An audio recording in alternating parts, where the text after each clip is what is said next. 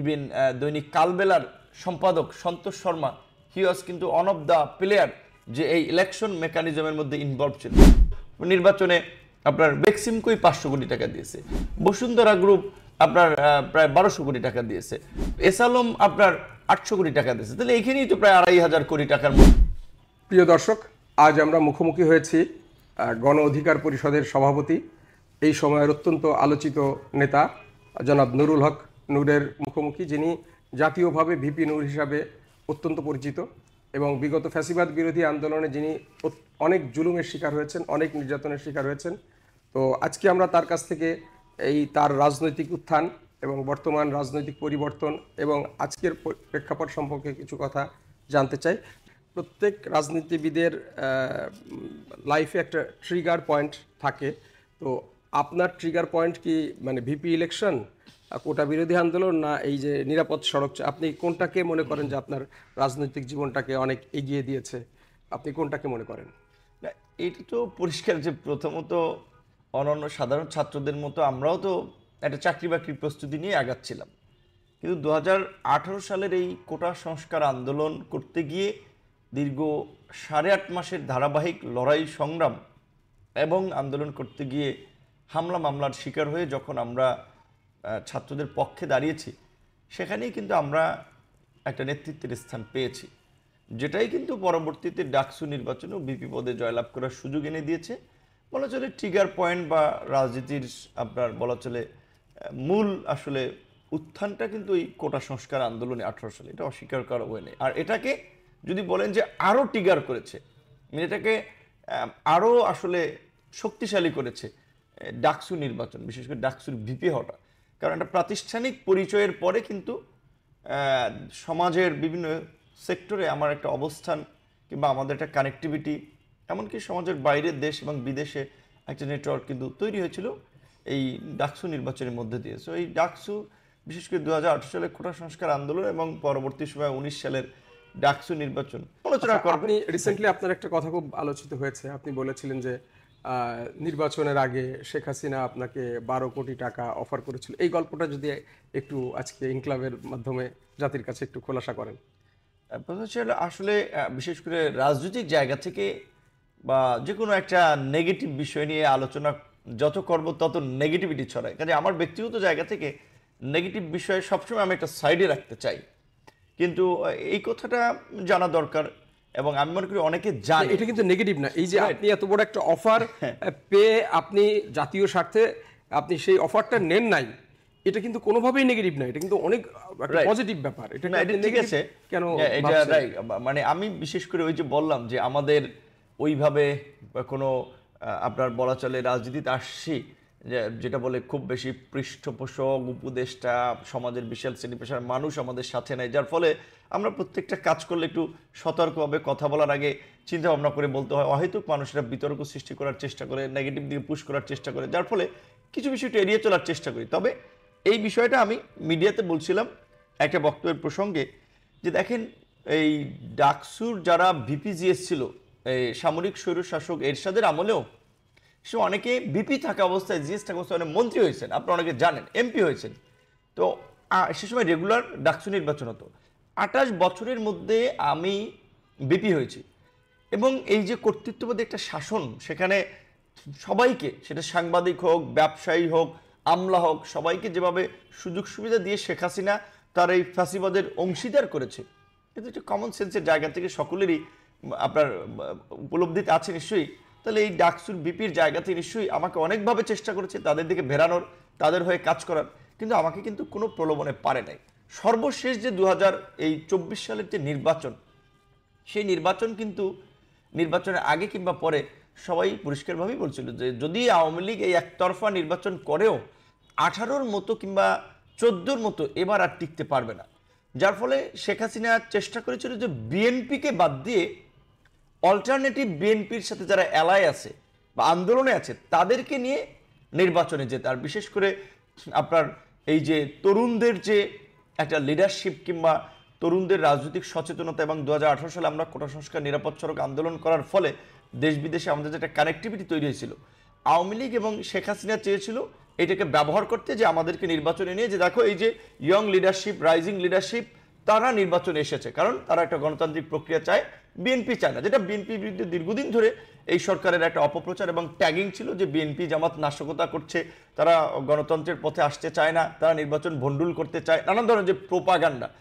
সেই ক্ষেত্রে শেখ হাসিনা আমাকে ফোনও দিয়েছিল এবং শেখ হাসিনার পক্ষ থেকে আপনার কর্নেল ফারুক খান, তারপরে আপনার আপনার বিশেষ করে আওয়ামী লীগের আরও 2-3 জন নেতা, এমনকি তৎকালীন সময়ের ডিজিএফআই, এনএসআই প্রধানরা, তারাও যোগাযোগ করেছিল যে আমি এবং আমার সাথে আমার তরুণ সহকর্মীরা যদি নির্বাচনে যাই, আমাদেরকে 10টা সিট দেওয়া হবে, প্রত্যেকটা সিটের যে ইলেকশন করার জন্য যে খরচ সেটিও দেওয়া হবে, আর কিছু ডামি প্রার্থী যে জাস্ট হইতে পারবে না কিন্তু সে দাঁড়াইবে নির্বাচনটাকে প্রতিযোগিতাপূর্ণ দেখানোর জন্য, তাদেরকেও খরচ দেওয়া হবে।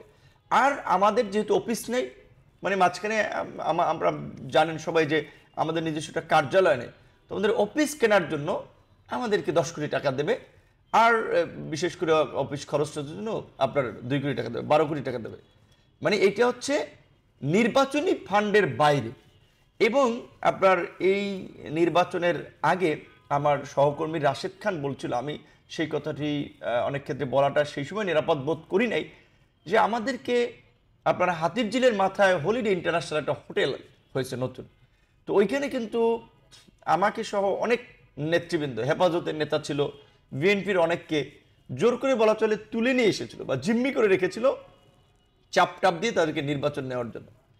আমি বাধ্য হয়ে সেখানে তাদের আলাপ আলোচনায় গেলেও এই যে মনোনয়ন জমা দেওয়ার লাস্ট ডেট ছিল যে 30শে নভেম্বর, তার আগের দিন কিন্তু আমি নিজেই বলা চলে আপনার ঢাকার বাইরে চলে যাই, ফোন টোন বন্ধ করে পালিয়ে যাই, কারণ আমি যদি থাকি আমাকে জোর করে এনে মনোনয়ন জমা দেওয়াতে পারে।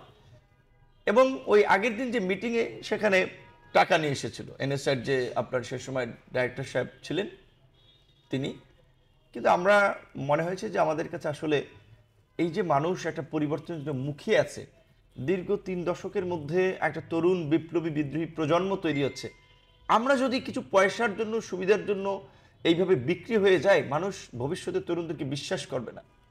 ঢাকা বিশ্ববিদ্যালয়ে কিন্তু এই কোটা সংস্কার আন্দোলন, তার পরবর্তী সংগ্রামে কিন্তু আমরা বারবার ওইটাই মাথায় রেখেছি যে আমরা যদি এই ফাঁসিবাদের কাছে মাথা নত করি, মানুষ আর পরিবর্তনের স্বপ্ন দেখবে। আমরা কি হলিডে হোটেলের গল্পটা আরেকটু জানতে পারি কি? না, সেটা ওখান থেকে যেটা প্রথম দিকে সম্ভবত আপনার আমরা এই শেষ দিকে বেশ কয়েকটা মিটিংয়ে তারা নিয়ে গেছিল আরও বিভিন্ন রাজনৈতিক দলের নেতৃবৃন্দকে, এবং সেখানে আমাদেরকে ভয় দেখিয়েছিল যে আমরা যদি নির্বাচনে না যাই তাহলে ওই যে পুলিশ মারার কেস, ওই যে বিএনপির সমাবেশকে ঘিরে যে আপনার মারা গিয়েছিল, সেই কেসে আমাদেরকেও ভিতরে নিয়ে যাওয়া হবে।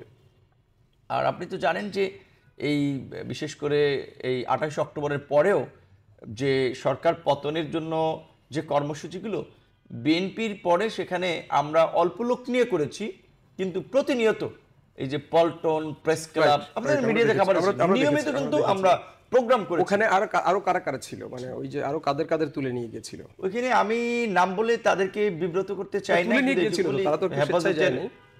হেফাজতেরও 2-1 নেতৃবৃন্দ ছিল, বিএনপির দলছুট 2-1 নেতা ছিল, এই যে মেজর আখতারুজ্জামান, তারপরে এই যে আমাদের জেনারেল ইব্রাহিম সাহেবের যে নির্বাচনে যাওয়ার প্রসঙ্গটা, সেটা তো আপনারা জানেন, এমনকি তারেক রহমানের সাথে ফোন আলাপের বিষয়, কারণ ওরা যেটা বললাম তাদের মেইন আপনার টার্গেটটা ছিল বিএনপির বাইরে, বিএনপির যারা অ্যালাই তাদেরকে যদি কিছু নির্বাচনে নেওয়া যায় তাহলে এটা দেশ বিদেশে খাওয়ানো যাবে, যেটা যে নাই যে দেখেন বিএনপির অনেক শরিক নির্বাচনে চলে এসেছে। এবং বিশেষ করে এখানে এই গত নির্বাচনে কিন্তু আমি যেটা দেখেছি, এনএসআই ডিজি, ডিবি প্রধান হারুন সাহেব, এরকম কয়েকজন ব্যক্তি, আপনার শিক্ষামন্ত্রী নওফেল, হাসান মাহমুদ, ইভেন দৈনিক কালবেলার সম্পাদক সন্তোষ শর্মা, হি ওয়াজ কিন্তু ওয়ান অফ দ্য প্লেয়ার যে এই ইলেকশন মেকানিজমের মধ্যে ইনভলভ ছিল। যদিও আপনার এখন আবার দেখতে পাচ্ছি যে ধরেন তাকে বিএনপির প্রোগ্রামেও মতবিনিময়ে ডাকা হচ্ছে, বা তিনি এখন সাংবাদিক এবং সম্পাদক এবং আবার হিন্দু সম্প্রদায়ের লোক, এইটা বলে মানুষের কাছে সিম্পাথি নিতে পারেন, মানুষের কাছে বলতে পারেন যে আমাকে হয়রানি করাচ্ছে, কিন্তু সে শুধুমাত্র এই নির্বাচনে যে একজন প্লেয়ার ছিল, বিভিন্ন লোককে নির্বাচনে নিয়ে যাওয়ার জন্য প্রভাবিত করে, চাপ প্রয়োগ করে, গোয়েন্দা সংস্থার সাথে কাজ করেছে, সেটাই না। সে কিন্তু এইখানে যে সমস্ত দেশ, প্রতিবেশী দেশ সহ যারা নানা ধরনের তৎপরতা চালায়, তাদের সাথেও কিন্তু শক্তভাবে কানেক্টেড। দুঃখজনক হচ্ছে এখন পর্যন্ত তার বিরুদ্ধে কোনো মামলা টামলা হয়েছে কিনা আমি জানি না। তো এই যে ছাত্র জনতার বিপ্লবের পরে আমরা যদি এই ধরনের লোককে আইডেন্টিফাই না করে ব্যবস্থা নিতে না পারি, তাহলে কিন্তু আমাদের সামনে বিপদ আছে। মানে সে কিভাবে ভূমিকা রেখেছিল? মানে সে ঢাকা ক্লাবে আপনার জেনারেল ইব্রাহিম সহ আমাদেরকে নির্বাচন নিয়ে যাওয়ার জন্য মিটিং করেছে, আরও বিভিন্ন রাজনৈতিক দলের নেতা তাদেরকে মিটিং করেছে তারা যেন নির্বাচনে যায়, তাদের সাথে আপনার ইন্ডিয়ার একটা কানেকশন সে করিয়ে দেবে, ভারতের সাপোর্ট থাকবে, কারণ তার সাথে ওই দিকের একটা ভালো যোগাযোগ আছে। তো সেক্ষেত্রে এই নির্বাচনী মেকানিজমে মানে সে সাংবাদিক, ধরেন একজন ব্যবসায়ীকে বললো, ভাই আপনি যদি নির্বাচনে না যান আপনার ব্যবসা প্রতিষ্ঠান বন্ধ হয়ে যাবে, কিংবা আপনি নির্বাচনে যান আপনার ব্যবসা বাণিজ্যের সুযোগ তৈরি করে দেওয়া হবে, কিংবা আপনার মামলা প্রত্যাহার করে দেওয়া হবে। বিশেষ করে তিনি বিরোধী বিটের দীর্ঘদিন কাজ করার সুবাদে অনেক বিরোধী দলের নেতাকর্মী, বিশেষ করে বিএনপি জামাতের লোকজনের সাথে তার সম্পৃক্ততা ছিল।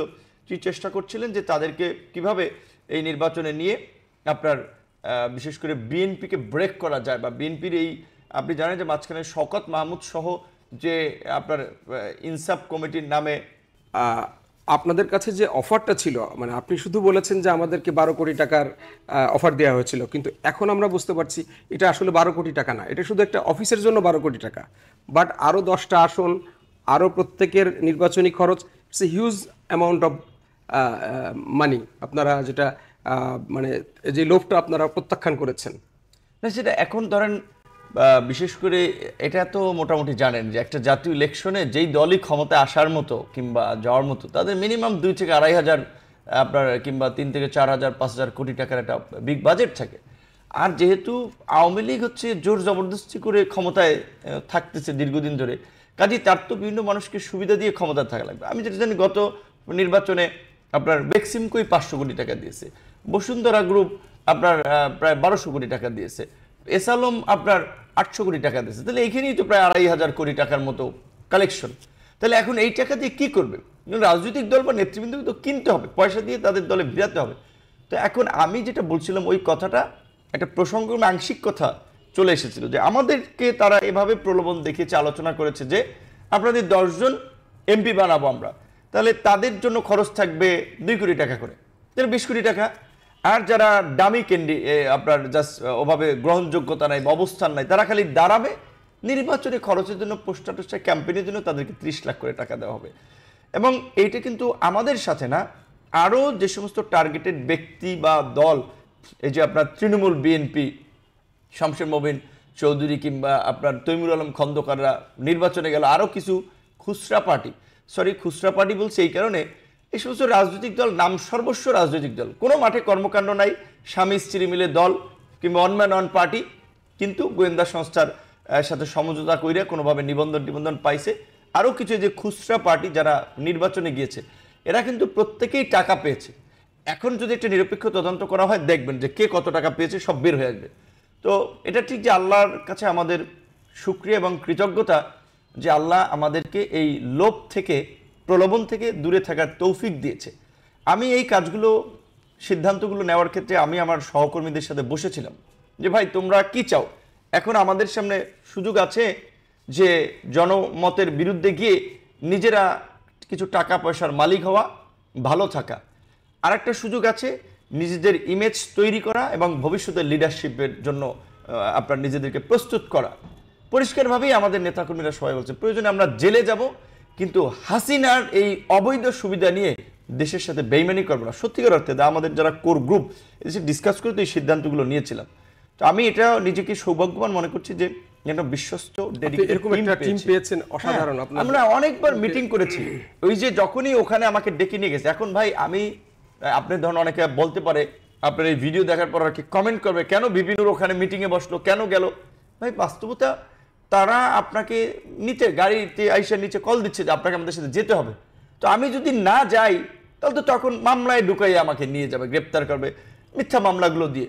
তাহলে আমাদের তো রাজনৈতিক একটা কৌশল থাকতে হবে সবসময় তো আর শক্তি দিয়ে সবকিছু জয়লাভ করা যাবে, কৌশল একটা বড় জিনিস।